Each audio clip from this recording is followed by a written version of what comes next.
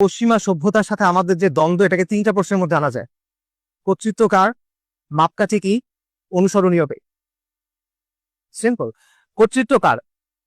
পশ্চিমা সভ্যতা বলবে কর্তৃত্ব মানুষ, মানুষের কর্তৃত্ব, সবার উপর মানুষত্ব, তাহার উপর নাই। মাপকাঠি কি? মানুষের বিচার বুদ্ধি, মানবীয় তত্ত্ব, মানবীয় ব্যবস্থা।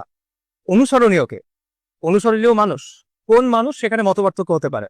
কেউ বলবে গ্রিসের ফিলোসফাররা, কেউ বলবে মধ্যযুগের পলিম্যাথরা, নিউটন বা লিওনার্দো দা ভিঞ্চি, এই টাইপের লোকেরা।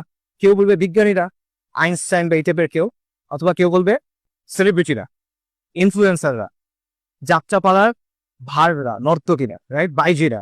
এরা হলো এখন অনুসরণীয়। বাট মানুষ, প্রতিটা জায়গায় মানুষ, সবার উপর মানুষত্ব, তাহার উপর না। এটা হিউম্যানিজমের কথা। আমাদের সিস্টেম, বর্তমান বিশ্ব চলে কি শুরু করে? সেকুলার হিউম্যানিজমের উপরে। আর এখানে ইসলাম কি বলো? মাপকাঠি কি? আল ফুরকান। কর্তৃত্ব কার? আল্লাহু আকবার। সবকিছুর উপরে আল্লাহর কর্তৃত্ব, সবকিছুর ঊর্ধ্বে আল্লাহ।